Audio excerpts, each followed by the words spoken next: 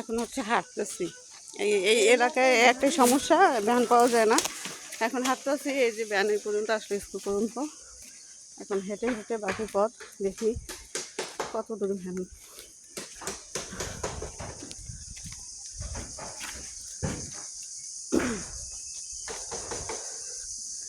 এখন হেঁটে হেঁটে যাবো, দেখি। হাঁটতে ভালোই লাগতেছে, হাঁটতে ভালোই লাগতেছে। দেখাই একটা জিনিস, এগুলো রোদে দিচ্ছে। ধনিয়া গ্রামে ঘর বানাচ্ছে, ঘর ঘর মানে স্বপ্ন। হ্যাঁ, কি সুন্দর না?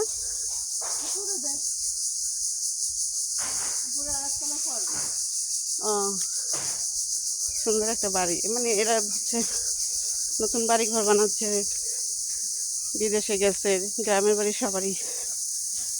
হাঁটতে হাঁটতে আর কথা বলতে বলার মতো স্ট্যামিনা নাই। তারপরও ঝিঝি পোকার ডাক, গ্রামের পথ, মানুষজন নাই, ভিডিও করার মজাই আলাদা। সামনে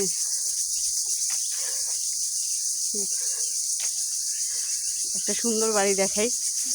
কি সুন্দর বাড়িটা, একটু ভিতরে গিয়ে দেখাই।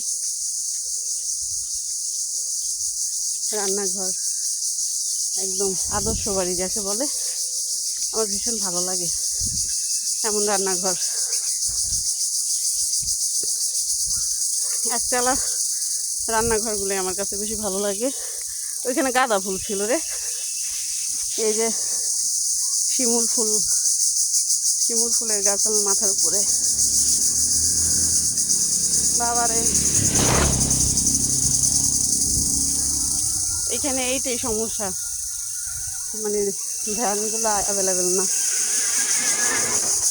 তা কী করবো, হেঁটে যাই। আল্লাহ যেখানে রিজিকে লিখছে সেখান থেকে পাবো। শেওড়া গাছ,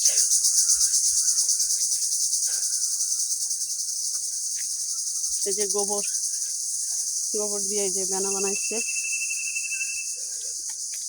আছে না, কি জানি ওইটার সাথে উপরে বয়ে যাবো।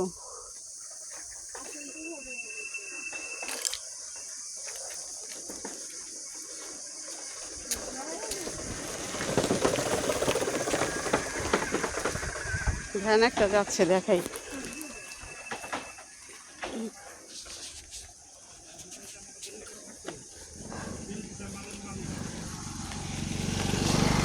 আমি দেখাই আপনাদের যে এখানে যে রাস্তার পারে খালগুলো দেখেন। আগে এই এলাকায় হচ্ছে এটাই বৈশিষ্ট্য ছিল, মাটির রাস্তা দিয়ে আগে ওগুলো লাগবেই।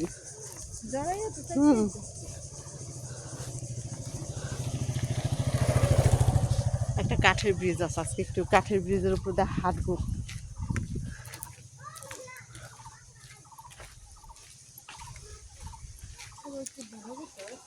হ্যাঁ হ্যাঁ, সবার পরিপাটি গুছানো।